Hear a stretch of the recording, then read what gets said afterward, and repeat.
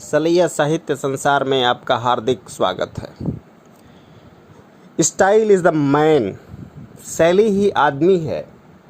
वास्तव में हिंदी साहित्य में शैली का अपना एक विशेष स्थान है। अगर ललित निबंधों की चर्चा की जाए और मनोविकार पर आधारित निबंधों को पढ़ा लिखा जाए तो प्रताप नारायण मिश्र और आचार्य रामचंद्र शुक्ल ऐसे विद्वान रहे हैं जिन्होंने मनोविकारों पर अद्भुत अद्भुत निबंध लिखे हैं। लेकिन एक निबंध मेरे दृष्टिकोण में ऐसा है कि जो खास शैली के लिए जाना जाता है और जिसके अद्भुत लेखक रामधारी सिंह दिनकर जी हैं, जिन्होंने उदाहरण दे करके और तमाम सूक्तियों के माध्यम से अपने विचारों को प्रकट करते हैं। ऐसा मनोविकार परक निबंध जो हमारे आसपास ढूंढें तो हर पात्र, हर व्यक्ति में बातें मिलने लगती हैं। तो आज के खास निबंधों में ईर्ष्या तू न गई मेरे मन से रामधारी सिंह दिनकर के निबंध को लेकर के आपके बीच में उपस्थित हैं। ईर्ष्या तू न गई मेरे मन से। मेरे घर के दाहिने एक वकील रहते हैं जो खाने पीने में अच्छे हैं, दोस्तों को भी खूब खिलाते हैं और सभा सोसाइटियों में भी काफ़ी भाग लेते हैं। बाल बच्चों से भरा पूरा परिवार, नौकर भी सुख देने वाले और पत्नी भी अत्यंत मृदुभाषिणी। भला एक सुखी मनुष्य को और क्या चाहिए? मगर वे सुखी नहीं हैं। उनके भीतर कौन सा दाह है, इसे मैं भली भांति जानता हूँ। दरअसल उनकी बगल में जो एजेंट हैं, उनके वैभव की वृद्धि से वकील साहब का कलेजा जलता है। वकील साहब को भगवान ने जो कुछ दे रखा है वह उनके लिए काफ़ी नहीं दिखता। वे इस चिंता में भुने जा रहे हैं कि काश एजेंट की मोटर, उसकी मासिक आय और उसकी तड़क भड़क मेरी भी हुई होती। ईर्ष्या का यही अनदेखा वरदान है। जिस मनुष्य के हृदय में ईर्ष्या घर बना लेती है तो वह उन चीज़ों से आनंद नहीं उठाता जो उसके पास मौजूद है, बल्कि उन वस्तुओं से दुख उठाता है जो दूसरों के पास है। वह अपनी तुलना दूसरों के साथ करता है और इस तुलना में अपने पक्ष के सभी अभाव उसके हृदय पर दंश मारने लगते हैं। दंश के इस दाह को भोगना कोई अच्छी बात नहीं है, मगर ईर्ष्यालु मनुष्य करे भी तो क्या। आदत से लाचार होकर उसे यह वेदना भोगनी पड़ती है। एक उपवन को पाकर के भगवान को धन्यवाद देते हुए उसका आनंद नहीं लेता और बराबर इस चिंता में निमग्न रहता है कि इससे भी बड़ा उपवन क्यों नहीं मिला। एक ऐसा दोष है जिसमें ईर्ष्यालु व्यक्ति का चरित्र भी भयंकर हो उठता है। अपने अभाव पर दिन रात सोचते सोचते वह सृष्टि की प्रक्रिया को भूल कर विनाश में लगा जाता है और अपनी उन्नति के लिए उद्यम करना छोड़कर वह दूसरों को हानि पहुंचाने को ही अपना श्रेष्ठ कर्तव्य समझने लगता है। ईर्ष्या की बड़ी बेटी का नाम निंदा है। जो व्यक्ति ईर्ष्यालु होता है वह बुरे किस्म का निंदक भी होता है। दूसरों की निंदा वह इसलिए करता है कि इस प्रकार दूसरे लोग, जनता अथवा मित्रों की आंखों में गिर जाएंगे और जो स्थान रिक्त होगा उस पर मैं अनायासी बैठा दिया जाऊंगा। मगर ऐसा तक आज हुआ भी नहीं है और न होगा। दूसरों को गिराने की कोशिश तो अपनों के बढ़ाने की कोशिश नहीं कही जा सकती। एक बात और है कि संसार में कोई भी मनुष्य निंदा से नहीं गिरता, उसके पतन का कारण सद्गुणों का ह्रास होता है। इसी प्रकार कोई भी मनुष्य दूसरों की निंदा करने से अपनी उन्नति नहीं कर सकता। उन्नति तो उसकी तभी होगी जब वह अपने चरित्र को निर्मल बनाए तथा अपने गुणों का विकास करे। ईर्ष्या का काम जलना है, मगर सबसे पहले वह उसी को जलाती है जिसके हृदय में उसका जन्म होता है। आप भी ऐसे बहुत से लोगों को जानते होंगे जो ईर्ष्या और द्वेष की साकार मूर्ति हैं और जो बराबर इस फिक्र में लगे रहते हैं कि कहाँ सुनने वाला मिले और दिल का गुबार निकलने का मौका मिले। श्रोता मिलते ही उनका ग्रामोफोन बजने लगता है और बड़ी ही होशियारी के साथ एक एक कांड इस ढंग से सुनाते हैं मानो विश्व कल्याण को छोड़कर उनका कोई और ध्येय नहीं हो। अगर ज़रा उनके अपने इतिहास को देखिए और समझने की कोशिश कीजिए कि जब से उन्होंने इस सुकर्म का आरंभ किया है तब से वे अपने क्षेत्र में आगे बढ़े हैं या पीछे हटे हैं। यह भी कि वे निंदा करने में समय व शक्ति का अपव्यय नहीं करते तो आज इनका स्थान कहाँ होता। चिंता को लोग चिता कहते हैं। जिसे किसी प्रचंड चिंता ने पकड़ लिया है उस बेचारे की ज़िंदगी ही खराब हो जाती है। किंतु ईर्ष्या शायद चिंता से भी बदतर चीज़ है, क्योंकि वह मनुष्य के मौलिक गुण को ही कुंठित बना डालती है। मृत्यु शायद फिर भी श्रेष्ठ है बनिस्बत इसके कि हमें अपने गुणों को कुंठित बनाकर जीना पड़े। चिंता दग्ध व्यक्ति समाज की दया का पात्र है, किंतु ईर्ष्या से जला भुना आदमी जहर की एक चलती फिरती गठरी के समान है जो हर जगह वायु को दूषित करती फिरती है।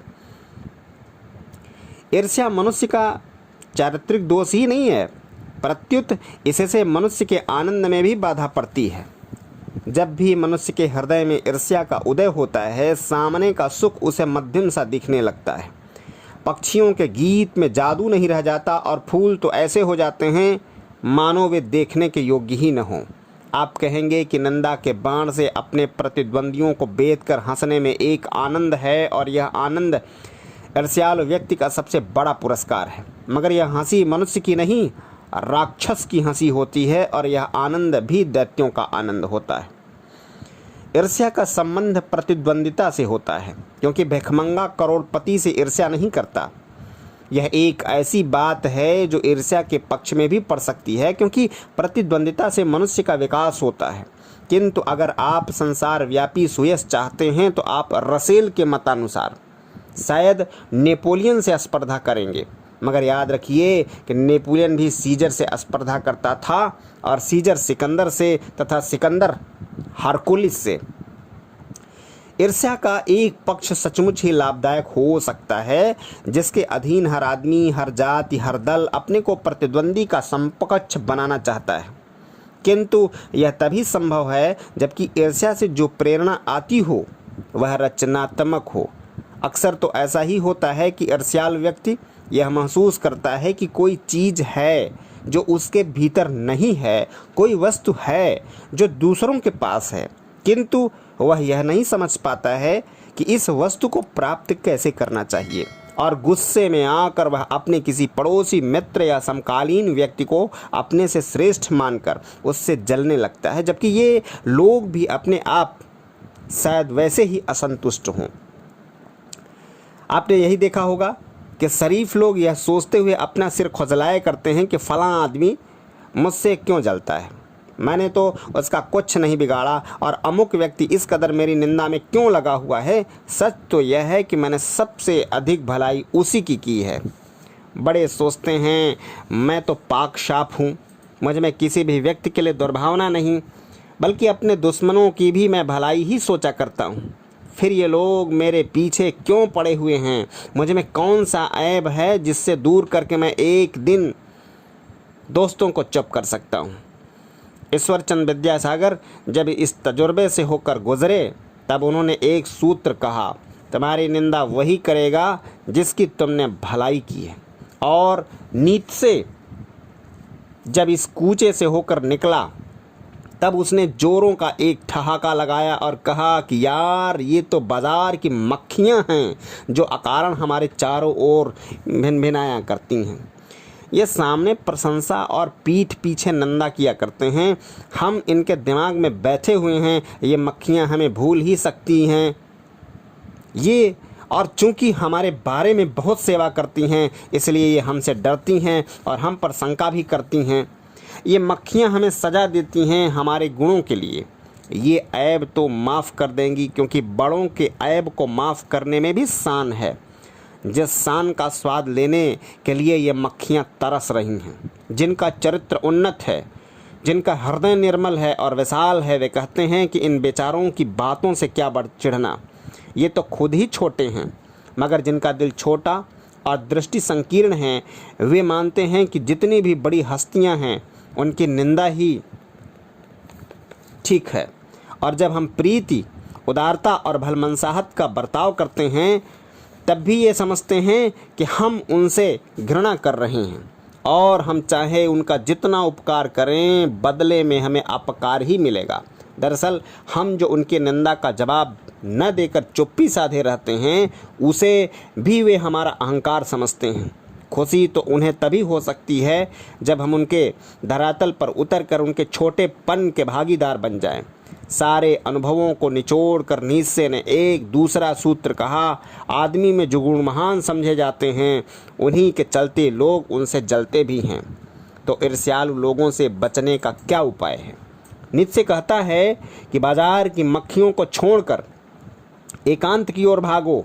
जो कुछ भी अमर तथा महान है, उसकी रचना और निर्माण बाजार तथा सुयत से दूर रहकर किया जाता है। जो लोग नए मूल्यों का निर्माण करते हैं, वे बाजारों में नहीं बसते, वे शोहरत के पास भी नहीं रहते।